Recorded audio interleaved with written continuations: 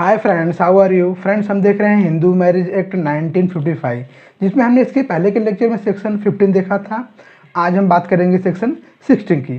So friends, हम देखते हैं कि सेक्शन 16 की मार्जिनल नोट्स में क्या दिया गया है। Legitimacy of children of void and voidable marriages. Legitimacy of children of void and voidable marriages means शून्य और शून्यकरणीय विवाहों के आपत्तियों की धर्मजता। मीन्स वाइड या फिर वॉइडेबल मैरिज से पैदा हुए बच्चे क्या होंगे, वो लेजिटिमेट होंगे या फिर इलेजिटिमेट होंगे। मीन्स वो जायज़ होंगे या फिर नाजायज होंगे। ठीक है। सो फ्रेंड्स, सेक्शन 16 में 3 सब सेक्शन दिए गए हैं। सब सेक्शन फर्स्ट में क्या दिया गया है कि notwithstanding that a marriage is null and void under section 11 any child of such marriage who would have been legitimate if the marriage had been valid shall be legitimate whether such a child is born before or after the commencement of Marriage Law Amendment Act 1976 and whether or not a decree of nullity is granted in respect of that marriage under this act or whether or not the marriage is held to be void otherwise than a petition under this act. So friends में क्या दिया गया है कि notwithstanding that a marriage is null and void under section 11 means इस बात के होते हुए कि मैरिज जो है वो सेक्शन 11 के अंदर अमान्य है, नल एंड वाइड है। ठीक है। Any child of such marriage who would have been legitimate if the marriage had been valid shall be legitimate. उस शादी से पैदा हुआ कोई भी बच्चा, अगर वो शादी वैलिड होती तो वो बच्चा लेजिटिमेट होता, तो लेजिटिमेट माना जाएगा। ठीक है।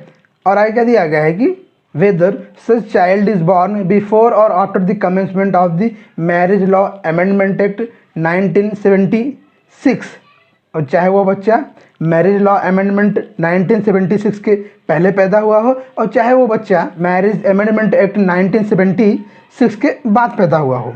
और आगे इसमें क्या दिया गया है कि एंड वेदर और not a decree of nullity is granted in respect of that marriage under this act and whether or not the marriage is held to be void otherwise than on a petition under this act। और चाहे उस marriage के बारे में, उस विवाह के बारे में नलिटी की डिक्री इस एक्ट में पास हुई हो, मीन्स हिंदू मैरिज एक्ट 1955 के अंदर पास हुई हो, और चाहे वो मैरिज किसी और तरीके से नल डिक्लेयर की गई हो। ठीक है। तो फ्रेंड्स, सब सेक्शन में नहीं दिया गया कि भले ही कोई शादी सेक्शन 11 के अंदर नल एंड वाइड डिक्लेयर की गई हो, मीन्स अमान्य ठहराई गई हो, तो उस शादी से पैदा हुए बच्चे लेजिटिमेट माने जाएंगे, वैध माने जाएंगे, जायज़ माने जाएंगे। अगर उस शादी को वर्ड डिक्लेयर न किया गया होता, मीन्स अगर वो शादी वैलिड होती तो वो बच्चे जायज़ होते। और चाहे वो शादी मैरिज लॉ अमेंडमेंट 1976 के पहले हुई हो और चाहे वो शादी मैरिज लॉ अमेंडमेंट 1976 के बाद हुई हो, और चाहे वो मैरिज जो है वो हिंदू मैरिज एक्ट 1955 में दिए गए प्रोविजन के द्वारा अमान्य की गई हो या फिर किसी और प्रोविजन के द्वारा। ठीक है। सो फ्रेंड्स, इसको हम एक एग्जाम्पल द्वारा समझते हैं। सपोज ए और बी की मैरिज होती है। ठीक है। और इन दोनों को एक बच्चा होता है सी। तो सी जो है, अगर इनकी शादी जो है वैलिड है तो सी इनका जो है वो लेजिटिमेट चाइल्ड होगा। ठीक है। तो सब सेक्शन में ही दिया गया है कि अगर ए और बी की मैरिज जो है वो वाइड डिक्लेयर की जाती है, अमान्य की जाती है, तो भी सी जो है इनका लेजिटिमेट चाइल्ड माना जाएगी, इनकी वैध संतान मानी जाएगी। ठीक है। और चाहे ए और बी की मैरिज लॉ अमेंडमेंट 1976 के पहले हुई या फिर उसके बाद हुई हो, उससे कुछ मतलब नहीं है। ठीक है। अगर ए और बी की शादी वैलिड होती तो उनका जो बच्चा है वो लेजिटिमेट होता। तो अगर ए और बी की शादी नल एंड वॉइड डिक्लेयर की जाती है, अमान्य की जाती है, तो भी ये जो चाइल्ड सी है ये इन दोनों की वैध संतान मानी जाएगी, मीन्स लेजिटिमेट चाइल्ड माना जाएगा। ठीक है। फ्रेंड्स, अब हम सब सेक्शन 2 देखते हैं। उसमें क्या दिया गया है कि where a decree of nullity is granted in respect of a voidable marriage under section 12 any child begotten or conceived before the decree is made who would have been the legitimate child of the parties to the marriage if at the date of the decree it had been dissolved instead of being annulled shall be deemed to be their legitimate child notwithstanding the decree of nullity। So friends, में क्या दिया गया है कि where decree of nullity is granted in respect of voidable marriage under section 12। जब किसी voidable marriage को section 12 के तहत अमान्य ठहरा जाता है, मीन्स उसको नल एंड वॉइड डिक्लेयर किया जाता है, उसमें नलिटी की डिक्री ग्रांट की जाती है, तो उसमें आगे क्या दिया गया है कि एनी चाइल्ड बिगोटन और conceived before the degree is made. तो कोई भी बच्चा जो उस डिग्री के पास होने से पहले पैदा होता है या फिर माँ के पेट में आता है, मीन्स कंसीव होता है। तो उसमें और आगे क्या दिया गया है कि who would have been the legitimate child of the parties to the marriage if at the date of the decree it had been dissolve instead of being annulled. तो जो बच्चा कंसीव किया है या फिर जो बच्चा पैदा हुआ है उस डिक्री के ग्रांट होने से पहले, तो अगर उस मैरिज को रद्द करने के बजाय, अमान्य ठहराने के बजाय अगर शादी के दोनों पक्षकार उस मैरिज को डिजॉल्व करते, मीन्स वो अगर डिवोर्स लेते, तो वो बच्चा जो है वो उनका लेजिटिमेट चाइल्ड माना जाता। ठीक है, तो भले ही उनकी मैरिज को अमान्य ठहराया गया, मीन्स उनकी मैरिज रद्द की गई है, तो भी वो बच्चा उनका लेजिटिमेट चाइल्ड माना जाएगा। मीन्स इसमें क्या दिया गया है कि जो बच्चा उस शादी को नल एंड वाइड डिक्लेयर करने के पहले माँ के पेट में आया हो या फिर जो बच्चा पैदा हुआ हो, अगर उस शादी को नल एंड वाइड डिक्लेयर किया जाता, मीन्स जो उस शादी के पक्षकार हैं अगर वो आपस में डिवोर्स लेते, तो वो जो बच्चा है वो लेजिटिमेट माना जाता। तो भले ही उनकी शादी को एनल्ड किया गया, रद्द किया गया है, तो भी वो बच्चा उनका लेजिटिमेट चाइल्ड माना जाएगा, उनकी वैध संतान मानी जाएगी। ठीक है। सो फ्रेंड्स, इसको हम एक एग्जाम्पल द्वारा समझते हैं। सपोज एच मीन्स हस्बैंड और डब्ल्यू मीन्स वाइफ, इन दोनों की मैरिज होती है, लेकिन ये इनकी जो मैरिज है वो वॉइडेबल मैरिज है। फ्रेंड्स, अगर आप लोगों को ये नहीं मालूम कि कौन सी मैरिज वैलिड है, कौन सी मैरिज वॉइडेबल है, कौन सी मैरिज वॉइड है, तो इसके लिए आप मेरा सेक्शन 5 का, सेक्शन 11 का और सेक्शन 12 का जो लेक्चर है वो प्ले लिस्ट में जाकर देख लीजिए। इससे आपको क्लियर हो जाए कौन सी मैरिज वैलिड होती है, कौन सी मैरिज वॉइड होती है और कौन सी मैरिज वॉइडेबल होती है। ठीक है, तो एच और डब्ल्यू की जो मैरिज है वो वॉइडेबल मैरिज है। ठीक है, इन दोनों की मैरिज वॉइडेबल है।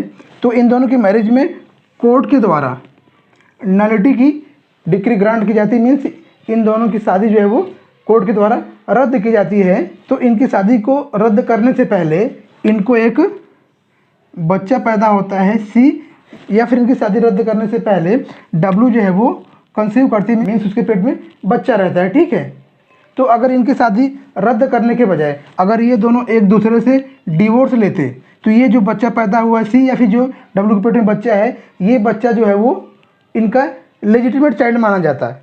ठीक है, इनकी वैध संतान मानी जाती है वो। तो भले ही इनकी शादी रद्द की जा रही है, लेकिन इनकी शादी को रद्द करने से पहले जो बच्चा पैदा हुआ है या फिर जो बच्चा उनके पेट में है, वो बच्चा भी इनका लेजिटिमेट चाइल्ड माना जाएगा। अगर इन दोनों का आपस में डिवोर्स होता, तो ये जो बच्चा पेट में है या फिर जो बच्चा पैदा हुआ है वो इनका लेजिटिमेट चाइल्ड होता। तो भले ही इनकी शादी को रद्द किया गया है, लेकिन इनकी शादी को रद्द करने से पहले जो बच्चा पेट में आया था या फिर जो बच्चा पैदा हुआ है वो लेजिटिमेट चाइल्ड माना जाएगा, भले इनकी शादी को डिवोर्स द्वारा डिसॉल्व न करके इनकी शादी को रद्द किया गया है। ठीक है, तो यही दिया गया है सबसेक्शन 2 में। फ्रेंड्स, अब हम सबसेक्शन 3 देखते हैं। उसमें क्या दिया गया है कि नथिंग कंटेन्ड इन सबसेक्शन 1 और subsection 2 shall be construed as conferring upon a child of marriage which is null and void or which is annulled by a decree of nullity under section 12 any right in or to property of any person other than the parents in any case where but for the passing of this act such child would have been incapable of possessing or acquiring any such right by reason of his not being the legitimate child of his parents. So friends, subsection 3 में क्या दिया गया है कि nothing contained in subsection 1 और subsection 2 shall be construed as conferring upon any child of marriage which is null and void or which is annulled by decree of nullity under section 12. Means subsection 1 और subsection 2 की बात का यह अर्थ नहीं लगाया जाएगा कि ऐसे विवाह से पैदा हुए बच्चे, कैसा विवाह, जो विवाह अमान्य हो या फिर जिसे सेक्शन 12 के तहत नलिटी की डिक्री द्वारा अमान्य ठहराया गया हो, उस विवाह से पैदा हुए किसी बच्चे को, और उसमें आगे क्या दिया गया है कि एनी राइट इन और to the property of any person other than the parents, means उस बच्चे को ऐसी किसी भी प्रॉपर्टी में या फिर ऐसी किसी प्रॉपर्टी के ऊपर कोई अधिकार नहीं होगा जो उसके माता पिता की प्रॉपर्टी नहीं है, आई क्या दिया गया है, in any case where but for the passing of this act such child would have been incapable of possessing और acquiring any such right by reason of his not being a legitimate child of his parents. Means ऐसे बच्चे को उसके माता पिता को छोड़ करके किसी और व्यक्ति की प्रॉपर्टी में ऐसा कोई अधिकार नहीं प्राप्त होता, या फिर ऐसी प्रॉपर्टी के ऊपर कोई अधिकार नहीं आता जो अगर यह एक्ट पास नहीं हुआ होता तो उस बच्चे को उस माता पिता के वैध संतान न होने के कारण उस प्रॉपर्टी में कोई राइट नहीं आता। सो फ्रेंड्स, सबसेक्शन 3 में यह दिया गया है कि सबसेक्शन 1 या फिर सबसेक्शन 2 की किसी बात का यह अर्थ नहीं लगाया जाएगा कि वह किसी ऐसे विवाह द्वारा पैदा हुए बच्चे को, कैसा विवाह, जो विवाह अमान्य हो या फिर जिसे सेक्शन 12 के तहत नल्टी की डिक्री द्वारा अमान्य ठहराया गया हो, उस विवाह से पैदा हुए बच्चे को ऐसी किसी प्रॉपर्टी में या फिर ऐसे किसी प्रॉपर्टी के लिए कोई अधिकार प्रदान नहीं करता जो प्रॉपर्टी उसके माता पिता की न होकर किसी और की हो।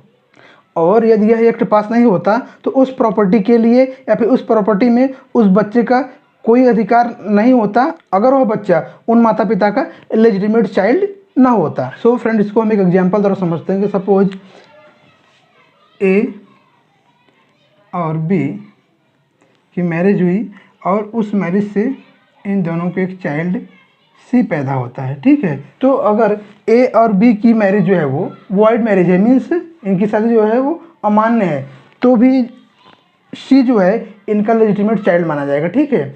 और अगर ए और बी की मैरिज जो है वो वॉइडेबल मैरिज हो और इनकी मैरिज को नल्टी की डिक्री द्वारा अमान्य ठहराया गया हो सेक्शन 12 के अंतर्गत, ठीक है, तो भी सी जो है इनका लेजिटिमेट चाइल्ड माना जाएगा। तो सबसेक्शन 3 में यही दिया गया है कि सी जो है, सी को सिर्फ इनकी प्रॉपर्टी में अधिकार है। सी इनका लेजिटिमेट चाइल्ड तो है लेकिन सी को सिर्फ इनकी प्रॉपर्टी में अधिकार है, ठीक है। जो उसके पेरेंट्स की, उसके फादर की सेल्फ रिक्वायर्ड प्रॉपर्टी होगी उसी में सी को अधिकार है। तो सेक्शन 16 द्वारा सी को अधिकार प्राप्त है कि वो एक ही प्रॉपर्टी में, जो एक ही सेल्फ रिक्वायर्ड प्रॉपर्टी है, मीन्स उसके पेरेंट्स की जो सेल्फ रिक्वायर्ड प्रॉपर्टी है उसमें वो हिस्सा ले सके। लेकिन सेक्शन 16 जो है वो सी को ऐसा कोई अधिकार प्रदान नहीं करता कि वो ए का लेजिटिमेट चाइल्ड होने के कारण किसी और की प्रॉपर्टी में कोई अधिकार प्राप्त करे, जो अधिकार उसको प्राप्त नहीं होता अगर सी जो है ए का लेजिटिमेट चाइल्ड नहीं होता। मीन्स एक्चुअल में सी जो है ए और बी का इलेजिटिमेट चाइल्ड है, वो ऐसी मैरिज से पैदा हुआ है जो वॉइड थी या फिर जिसे सेक्शन 12 के तहत नल्टी की डिक्री द्वारा वॉइडेबल डिक्लेयर किया गया है। लेकिन हिंदू मैरिज एक्ट 1955 के सेक्शन 16 की वजह से इसको लेजिटिमेट चाइल्ड माना गया है, लेकिन इसकी लेजिटिमेसी सिर्फ ए की प्रॉपर्टी के लिए है, मीन्स उसके पेरेंट्स की प्रॉपर्टी के लिए है। तो सबसेक्शन 3 में यही दिया गया है कि सी सिर्फ जो है ए और बी की प्रॉपर्टी अपना राइट मांग सकता है, वो किसी ऐसी प्रॉपर्टी अपना राइट नहीं मांग सकता जिस प्रॉपर्टी में उसको कोई अधिकार नहीं होता अगर वो ए और बी का इलेजिटिमेट चाइल्ड होता। तो सिंपल भाषा में सी को उसके पेरेंट्स की जो सेल्फ रिक्वायर्ड प्रॉपर्टी है उसमें ही अधिकार है, ठीक है। सी को ऐसा कोई अधिकार नहीं है जैसा किसी वैलिड मैरिज द्वारा पैदा हुए बच्चे को होता, क्योंकि वैलिड मैरिज द्वारा पैदा हुए बच्चे को उसके माता पिता की जो इंस्टेंशियल प्रॉपर्टी है उसमें उसको बाय बर्थ राइट आ जाता है, लेकिन ऐसा सेक्शन 16 के केस में नहीं है। सी जो है सिर्फ अपने पेरेंट्स के, अपने माता पिता की जो सेल्फ रिक्वायर्ड प्रॉपर्टी रहेगी या फिर जो इनकी प्रॉपर्टी है उसी में सी को राइट है। सो फ्रेंड्स, आज के लिए बस इतना ही। हम फिर मिलेंगे अगले लेक्चर में हिंदू मैरिज एक्ट 1955 के एक नए सेक्शन के साथ। तब तक के लिए नमस्कार।